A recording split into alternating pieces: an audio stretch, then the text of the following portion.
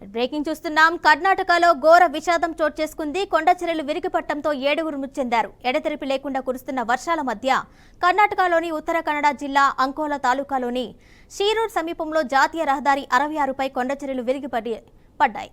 రహదారిపై ప్రయాణిస్తున్న వారిపై పడిపోయాయి.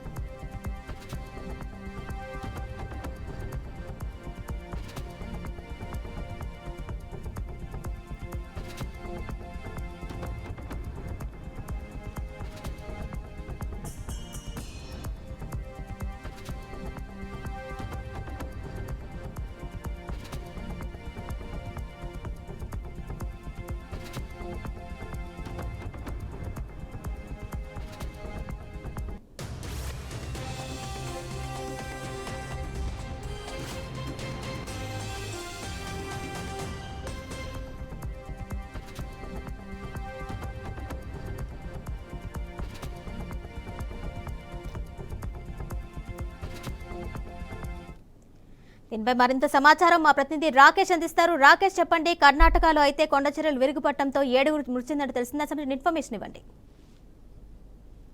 కర్ణాటకలో అయితే విషాదాన్ని చోటు చేసుకున్నారని చెప్పుకోవచ్చు. అయితే గత కొద్ది రోజులుగా కురుస్తున్న వర్షాల నేపథ్యంలో కొండచర్యలు అన్ని విరిగిపడడం జరిగింది. అయితే ఈ ఘటన NH నేషనల్ హైవే 66 మీద జరిగింది. ముంబై నుంచి అటు తిరువనంతపురం వెళ్లే ప్రధాన రహదారి కావడంతో దీనిపై కొంచెం వాహనాలు రద్దీగానే ఉంటాయని చెప్పుకోవచ్చు. అయితే ఈ వర్షాల నేపథ్యంలో కొండచర్యలు వెళ్తున్న వాహనంపై పడడంతో దాదాపు 2 వాహనాల మీద పడాయి. అయితే ఈ ఘటనలో ఒకే కుటుంబానికి చెందిన 5 అయితే మృతి చెందారు. మొత్తానికి అయితే 7 చనిపోయారు. ఇందులో ఒకే కుటుంబానికి చెందిన వారైతే 5 ఉన్నట్లయితే తెలుస్తుంది. అయితే ఇంకో విషయం ఏంటంటే దాదాపు 15 మంది అయితే ఇందులో ఈ ఘటనకు సంబంధించి అయితే బాధితులు ఉన్నారు. అందులో 7 అయితే మరణించి ఇంకా కొంతమందికి అయితే స్వల్ప గాయాలతో బయటపడ్డారు.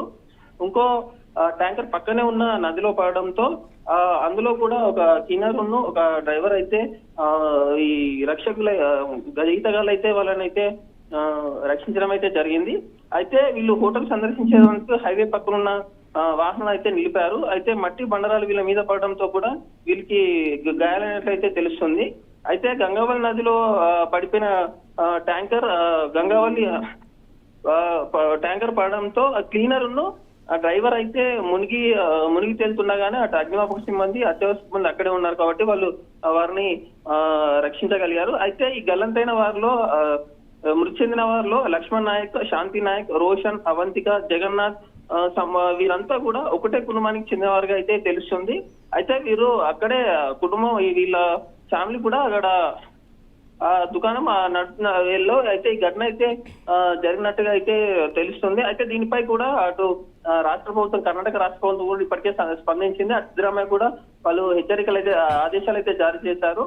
ఇంకా ఎవరైనా ఉన్నారా అంటే ఈ మట్టి కింద కావచ్చు, అటు విరిగిపడ్డ బండరాల కింద కావచ్చు, ఇంకెవరైనా ఉన్నారనే దానిపై కూడా గాలింపు చర్యలు అయితే కొనసాగుతున్నాయి. కిరణ్.